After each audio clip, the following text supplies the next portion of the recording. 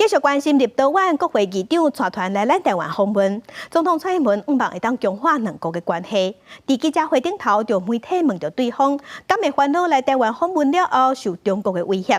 立陶宛的国会议长表示，世界上无应该有这款针对性的警告，所以两国甲和咱台湾颠倒应该加强合作。穿蓝色外套、点出亲切笑容，立陶宛国会议长西米利特带访问团来台湾。这是伫捷克议长维德奇了后第二个访台的欧盟国议长。西米利特今年40岁，踏入政坛前，另外一个出名身份是西洋棋日籍大师。23总统蔡英文宴请访问团，希望强化台日双边关系。西米利特也认为，这对其他国家来讲是一个试验。I believe that Lithuania's and Taiwan's cooperation can become a success story. Today one can feel that we are a litmus test for many countries in Europe.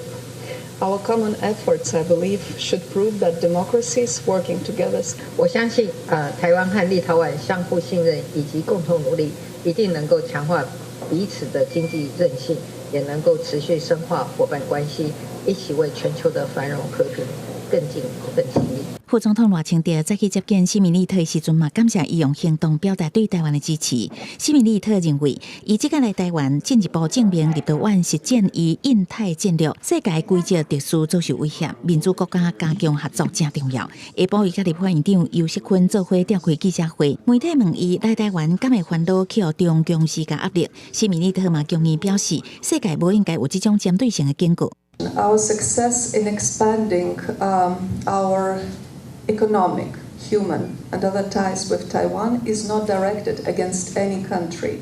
Therefore, I do not see why it should prompt any warnings. 西米利特嘛表示，这届带商务代表团来台湾，因为因认为台湾是半导体、雷射技术加其他高附加价值领域真重要合作伙伴。立陶宛也真有可能变做台湾通往欧洲的门户，为人民带来具体的共同利益。记者综合报道。